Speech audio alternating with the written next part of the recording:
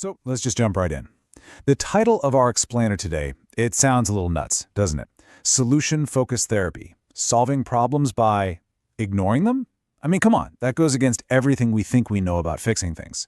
But what if I told you the key to moving forward isn't digging around in the past, but actually building a totally different future? So let's start with a really basic question, one that kind of challenges our everyday logic. To solve any problem, do you really have to understand its cause, its history, every single little detail? Now, most of us would probably say, yeah, of course. But the whole approach we're diving into today just throws that idea right out the window. It asks us to think about a radically different path.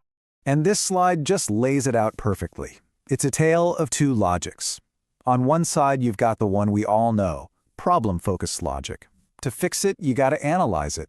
But on the other side, you have this wild idea, solution-focused logic. It suggests something pretty startling. Maybe the solution has almost nothing to do with the problem. It's a complete 180 in thinking. So how in the world does this different way to solve actually work in practice? Let's get into what's called solution-focused therapy, or SFT, and see how it completely flips the traditional script on its head. So what exactly is SFT? Well, at its core, it's a model that is just laser-focused on the future. You know how some therapy can feel like an archaeological dig into your past, trying to find the root cause of everything? Well, SFT is more like being an architect.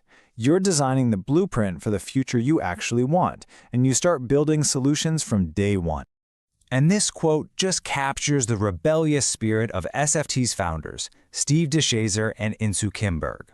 As the author Elliot Connie puts it, they looked at that common-sense logic of understand the problem first and just decided to walk in the complete opposite direction. They were true pioneers, and their idea sounded, well, completely illogical at the time. Okay, so if you're not focusing on the problem, what on earth do you focus on? Well, the entire approach is guided by just a few, surprisingly simple but really powerful core principles. Let's break them down. All right, principle number one, and it's so simple, it's actually kind of profound.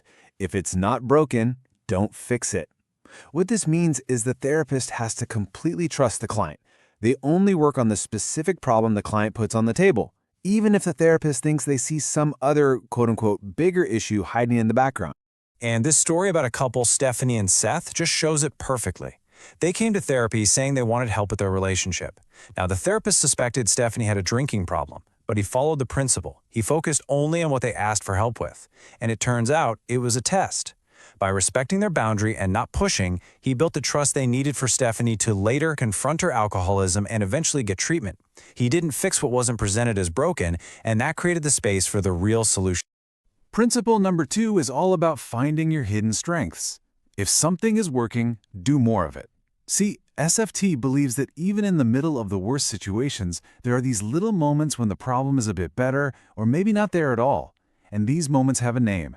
They're called exceptions. They are the building blocks for the solution, proving to you that success is already happening, even just a little. Now check out this fantastic example. There was a teacher who was an absolute genius at managing the toughest kids in her school. But at home, her own teenagers were running wild. The solution wasn't some newfangled parenting technique. It was the realization that she already had the skills.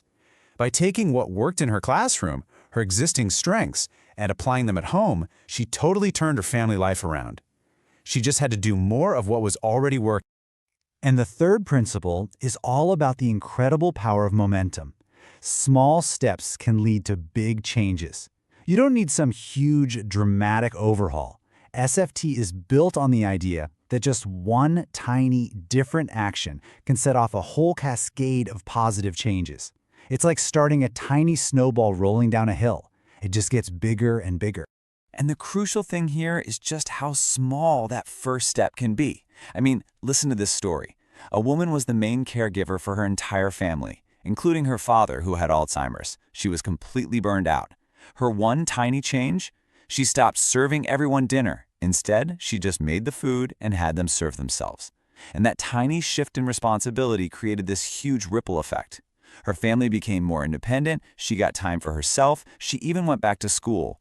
And incredibly, her father's aggressive symptoms actually started to get better, all from that one small step. Okay, so we've got the principles, but how do you actually put them to work? Well, it all comes down to the art of the question. SFT uses very specific types of questions, not to figure out what's wrong, but to help people literally build a detailed picture of the future they want to live in. Now, the first tool isn't even a question. It's all about language. Just look at this table. This isn't about sugarcoating things. It's about shifting your perspective.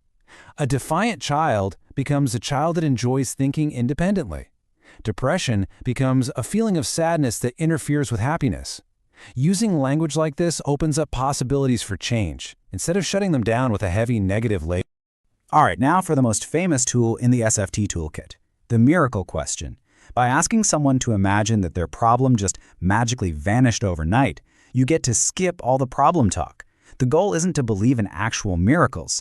It's to get a really rich, detailed, concrete description of what a better future would actually look and feel like. The real question is, what would you physically be doing differently? So once you have that picture of your miracle future, the next step is the exception question. This is what brings it all back down to earth. It asks, when does a tiny piece of that miracle already happen in your life right now? This helps people see that the solution isn't some impossible fantasy. In fact, parts of it are already here, giving you clues about what you need to do more of. And finally, there's the scaling question. And this is just a brilliant tool for making progress feel real and tangible. You ask someone to rate where they are on a scale of 0 to 10. The magic is, if they say they're at a 3, you don't ask why they aren't at a 10. You ask, wow, how did you get to a 3? And what's one tiny thing that could get you to a 3.5? It's all about that next, small, achievable step. Okay, I know that was a lot to take in, so let's boil it all down to the key takeaways. The core ideas you can start using to shift your own focus from all the problems to all the possibilities. Think of this as your new toolkit. First, always focus on the future you want to build, not the past you're trying to get away from. Second, remember, you are the expert on your own life. Nobody knows it better. Third, become a detective and hunt for those exceptions, the times when things are already a little bit better.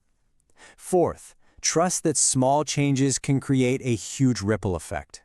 And maybe most important of all, believe that the future isn't just something that happens to you. It's something you create. So I'll leave you with this final question to think about. Just look back on your own week. Can you find one small moment, one exception, when things felt even slightly better, or a problem felt a little less heavy? What were you doing differently in that moment? And here's the real kicker. How could you do just a little bit more of that?